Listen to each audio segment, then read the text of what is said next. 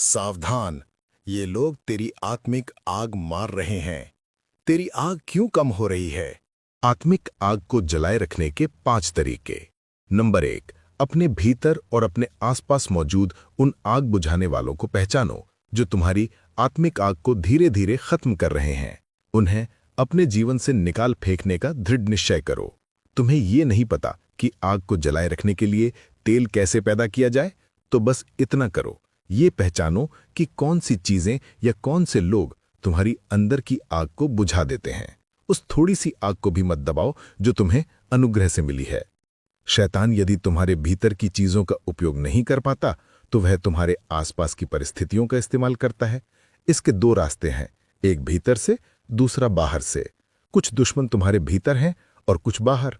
अगर उसे भीतर कुछ नहीं मिलता तो वह परिवार की समस्याओं, काम के तनाव और जीवन की कठिनाइयों का उपयोग करता है। कभी कभी वह लोगों के माध्यम से काम करता है। चर्च में कोई तुम्हें बहकाने की कोशिश कर सकता है। कभी कोई व्यक्ति फोन पर कहेगा, क्या हम बात कर सकते हैं?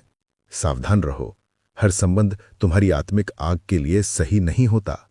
अपने भीतर की चीजों को पहचानो। क्या तुम क्षमा ना कर पाने की समस्या से जूझ रहे हो?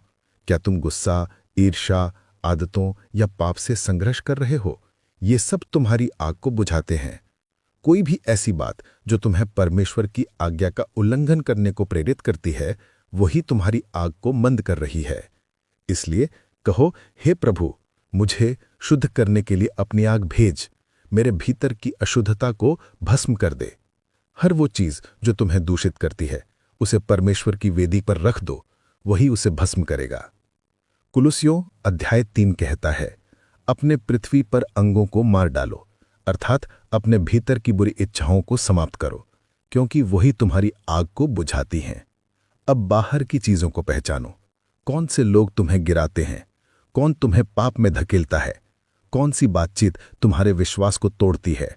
कौन सी जगह पर जाकर तुम सूखापन महसूस करते हो? कुछ बातचीत ऐसी होती हैं जहां अचानक गंदी बातें शुरू हो जाती हैं और तुम्हारी आत्मा तुरंत भारी महसूस करने लगती है। ध्यान दो, ये सब आग को बुझाने वाले हैं। जब तक तुम इन चीजों को पहचानोगे नहीं, आग स्थिर नहीं रहेगी।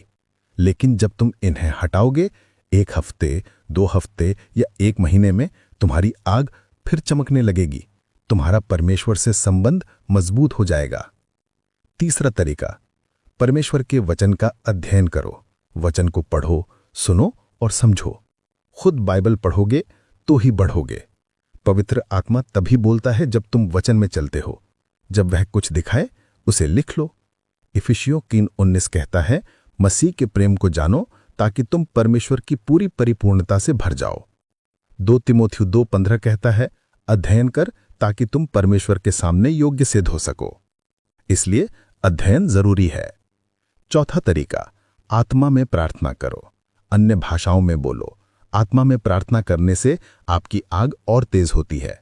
5वां तरीका, कठिनाई और अकेलेपन को स्वीकार करो। जब तुम आग में चलते हो, जो लोग आग में नहीं जल रहे होते वे तुम्हारा विरोध करेंगे। तुम शैतान के लिए खतरा बन जाते हो।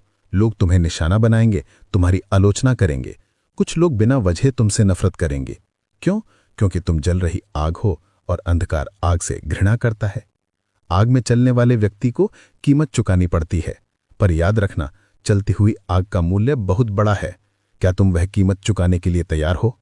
अगर हां, तो कमेंट में एमेन लिखिए।